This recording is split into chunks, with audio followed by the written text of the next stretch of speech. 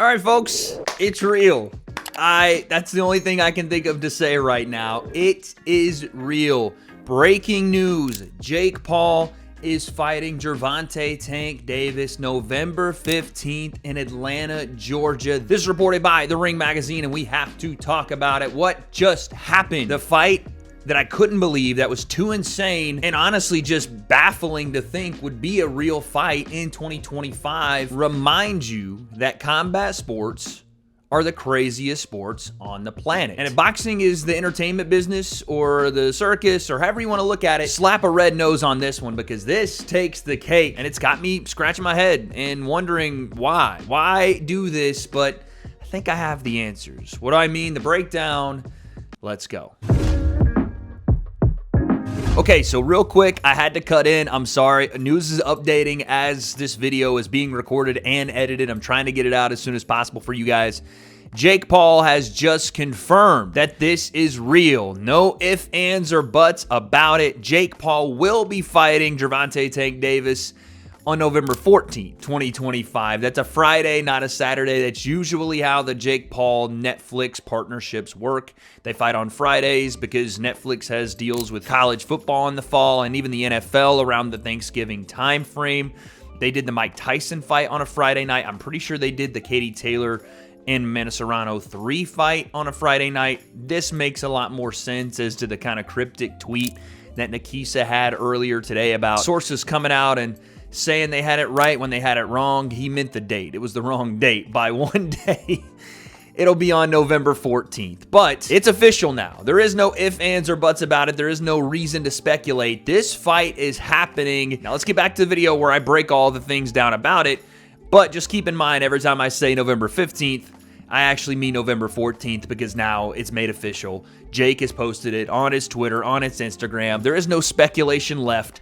It's going down. Jake, Tank, let's continue talking about it. Again, November 15th, Atlanta State Farm Arena. It's an exhibition, keep that in mind, on Netflix. Sources confirmed to The Ring Magazine. So again, a couple more things to cover. One, this is an exhibition, and when this was rumored to happen months ago and I was saying it was a nonsensical fight for Jake to do, I still think it's a nonsensical one from a boxer perspective, from his goals in boxing perspective. But again, if it makes dollars, it makes sense. And we've seen that Jake will kind of bounce in between doing these entertainment fights and then, trying to push toward his goal of ingraining himself in the sport of boxing, and kind of does both of them. So it's kind of a weird place to be, because he wants the respect of the boxing fans and the boxing hierarchy and hardcore boxing people, but at the same time, he'll gain some of that and then lose some of it. It's like a seesaw of his fights. Like one fight, like, okay, that's a real fight, or that's a real fighter. And he'll go and he'll win the fight. Julio Cesar Chavez, real fighter, maybe past his prime, whatever, but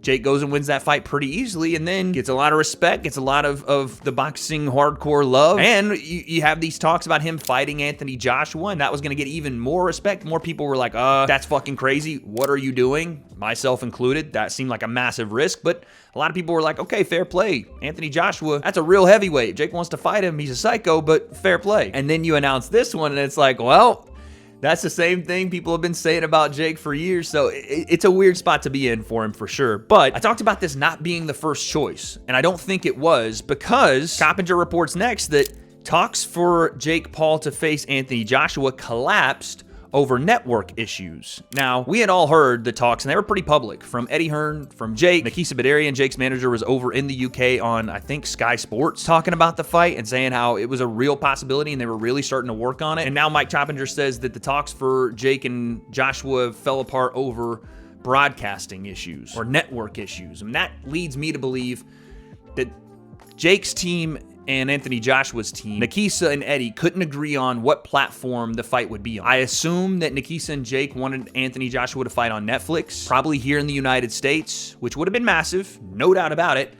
But correct me if I'm wrong, comment section, I'm pretty sure Anthony Joshua and Eddie Hearn are not only both signed to DAZN, but also own a part of DAZN or have some sort of ownership piece in DAZN, and would make more sense for them to fight on DAZN. So that was probably the big hang-up, which is crazy, by the way, that they were only a network broadcast away from actually making that fight. And honestly, out of the two of these, I'm going to be dead honest, I would have loved to seen Jake as risky, as insane as it was, I don't think I would have ever advised Jake to fight Anthony Joshua, but I definitely, as a viewer, would have been like, okay, I'm watching that. I mean, I'm watching this too, but the point, I think that the Anthony Joshua fight would have done more for Jake from a fan perspective, but also probably left him in far worse shape. So it's another one of those, it's a weird one. Jake fights are just weird because I don't even know how to like describe them. It was insane to think he was going to fight Anthony Joshua, but as a fan, kind of respected the idea that he would do it. Coppinger went on to add on to his first report saying, when Floyd Mayweather faced Jake's brother Logan in an exhibition in 2021, Mayweather couldn't weigh more than 160 pounds, while Logan was capped at 190.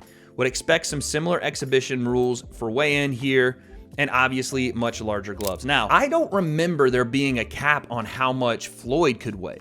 I don't remember that. And I don't even think Floyd weighed 160 pounds. I think he came in at like 154. That would be an odd thing to have for an exhibition for Logan to be like, he can't weigh more than 160. I'll have to double check him on that one because I truly don't remember if that was a part of it, but I do remember there was a weight clause on Logan because it would be insane for Logan to weigh in at, you know, some ridiculous number like, I mean, 190 to 160 is already ridiculous, but 210 pounds or something, right? And that made sense because of, you know, the nature of just trying to make that fight. And it being an exhibition obviously makes things more allowable. And we didn't talk about this yet, but yeah, this being an exhibition for Jake and Gervonta is the only thing and the only reason this is even possible, because I saw some people talking about, well, what weight's it going to be at? What weight's it going to be at? It's like Mike Coppinger said, it's probably going to be one of these, you know, these contracts where Jake has to be a certain weight on weigh-in day, maybe even a rehydration clause in it, just to make sure the fight can happen. But it being an exhibition means there doesn't have to be a set weight. There doesn't have to be a catch weight. You weren't getting Jake to come down past 190 pounds or 185 at the very least. I know he said he'd do 185 for Canelo. I don't know about doing that for Gervonta Davis, but there's just not a physically possible way Jake is getting to like 175 or 170 and Tank, whatever he walks around at, whether it's 150, 160, whatever, he's not jumping up to like 180 pounds to fight Jake. So they had to make it an exhibition. That's the only way this even takes place. So I saw some people online talking about what weight's it going to be at. It's going to be at whatever allowable weight Tank will let Jake get to, and that'll pretty much be it. Like, Jake gets to weigh this much, Tank, weigh whatever you want. That's pretty much, I think, how this is going to go. But again, exhibition, so you probably, yeah, I would say, you know, Tank usually fights in what, 8 ounces? Jake usually fights in 10s. You're probably going to get a 12 to 14 ounce glove in this fight. And again, I don't know how much of a difference that'll make when a 200-pound person like Jake, who does know how to throw punches, if he's able to crack Gervonta with a shot, that's going to hurt. That's going to fucking hurt. But it will definitely. I wonder if it's one of those things, if we're doing exhibitions where like Tank gets to wear 8s and Jake gets to wear like 14s. I don't know. I mean, again, this is kind of the circus. So if we're doing it, we're going to offer each of them whatever advantage they can have, or are you going to give Tank a bit more of an advantage, or is his advantage his boxing skill? I don't know, but I assume they'll both be in like 12s or 14s. Now, again, this fight had already been in talks, and I think was pretty much already a done deal right around the Tank versus Lamont Roach fight. And I'm pretty sure Jake was in the crowd to do some sort of formal announcement of the Jake versus Gervonta fight, should Gervonta have won. I think Tank even said it in the post-fight presser. He was like, yeah, I was supposed to fight Jake. I was going to announce it. He was being like kind of coy about it. But the point is, they already had parameters set up for this thing. And Jake went on the Ariel Helwani show, I think, you know, a couple weeks after, and he said this about kind of how this fight's going to look. If you do fight, what weight would it be at? 195. Oh, wow. So he would go all the way from 40 to 95? Yeah, I mean, it would be an exhibition. Okay. I was going to say, Jake doesn't mean that they will fight each other at 195 pounds. This is what I was saying a second ago. Jake will be 195 pounds. And again, that's another weird kind of weight for Jake to be, because he's shot up to 200. He's gone past 200. He's come back down to 200. He can easily make 195. But the point is, it's an exhibition bout, so Tank's going to weigh whatever he wants to weigh. Jake just can't weigh in over 195 pounds. I have no idea about what happens after weigh-ins. If Jake can get up to like 210 or whatever he normally walks around at, I don't know. But that's the first part. Here's the second. What does that mean? Is that 3-minute rounds? Yeah, 10 3-minute rounds. And when you say exhibition, like, what are the restrictions on that? No restrictions, just the fact that like we couldn't actually get it professionally sanctioned. So there you hear it, 10 3-minute rounds. I have no reason to think it would be any different this time. It wouldn't be a title fight, so there's no reason to go 12, but 10 3s is, I mean, it's an exhibition, but that's a normal fight time for a high-level boxing match that isn't a title fight. And then Ariel asks about, other restrictions. He doesn't say anything about the gloves there, but I'd have to assume because you're not getting a license, I don't know about the 10 ounces, and especially with Tank being the 135-pounder, I don't think you'll want Jake in 10-ounce gloves. So, like I said, I'm going to stick with the 14 ounces there. But let's talk about what this means for Jake, for Tank, for the sport, for everything, because when this was going to be happening the first time, I thought it was nonsensical for what Jake wanted to do, for what he was saying he wanted to do, which was be a boxing world champion, right? And I say this for Jake because we're going to get to Tank and how just he's done, right? He's done at a high level. Tank is no longer, should be, and even in the conversation of a pound for pound, best in the world, none of that. Not because of his skills, but because of this choice. When you do this, even as an exhibition, you're saying and signaling to the sport of boxing, I am done fighting at the highest level. Not because he can't still fight at the highest level, but that's what happens when you forego a rematch with Lamont Roach to do this. I don't have a problem with it if you're just saying, I'm done. I'm not worried about that anymore. I'm not going to be fighting for titles. I'm done at the highest level. But if you're still trying to do that and you're doing exhibitions with Jake on the side instead of fighting at the highest level, that's where I have a problem with it a little bit. For Tank, like, figure out what it is you're doing. You said you were remotivated to box after the Lamont Roach fight. I know there was the domestic abuse situation, and I'm not sure, I guess that got worked out. What you signal to the world when you do this, not because it's Jake, not because whatever, but because you are avoiding fighting the due rematch with Lamont Roach and avoiding fighting the big names and the title challengers at 135 pounds. You're just saying that you're done doing that. That's fine.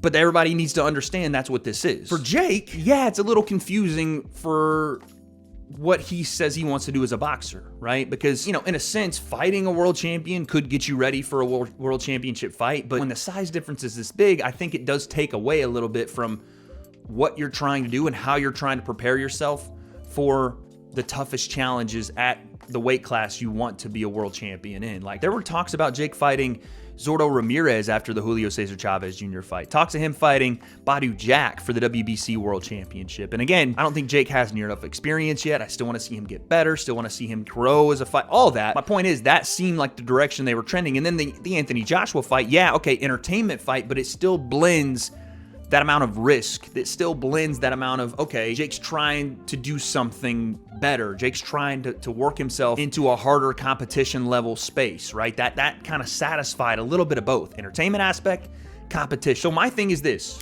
Is the fight making any sense on a boxing ability standpoint, on a sport boxing standpoint? Absolutely not. This is insanity. It's the circus. It's buffoonery. It's whatever you want to call it in terms of like competition level and weight classes mattering and world championship aspirations, or just having a world championship if you're Gervonta Davis, one that does need to be settled in a rematch and you're clearly ducking out of. That's insane. It makes no sense. But when you take it for what it is, and as long as you call it what it is, which is Gervonta Tank Davis foregoing any conversation of him being the best in the world at his weight class or any other, pound for pound, any of that, and Jake not fighting the fights necessary, in my opinion, to get him to the promised land of being a world champion, not taking the road he needs to take and he should take for the sanctity of boxing to become an actual world champion. If you say that, and you accept this for an exhibition as an agreement of both fighters to step away from competition and fight each other in an unsanctioned bout, then have to kind of accept it. Whether people are going to have a problem with it, which I know people are, of course. It's like a pros versus Joes type of feel for sure. But at the same time, what else can you really say about it? It is what it is. I think they should be fighting other people, but they're not. And I'm still going to watch this. I'm still going to be locked into it. And I haven't even talked about the fight itself. Like, how do I even start to break down a Tank Davis versus Jake Paul fight? Tank, a massively powerful fighter at 135 pounds, but his punch output is among the lowest in the sport.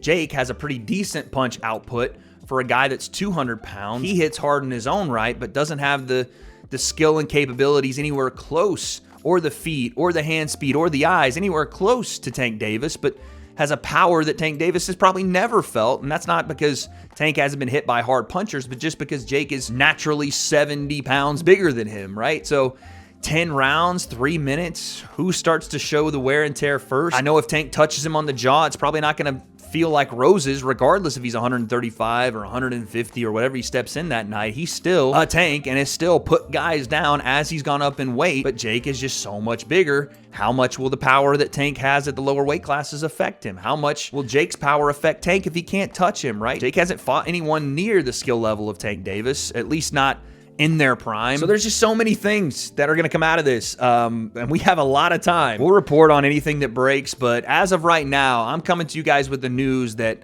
Jake Paul will be fighting Tank Davis. Again, no official announcement from Jake or Tank. There was, again, a leaked announcement from Netflix and the Ring Magazine, among others, reporting that this is going down. And I already know the comment section is going to be on fire, so light it up down there. Let me know what you think about this fight, about Tank's career, about Jake's career, about this whole thing, about the sport of boxing.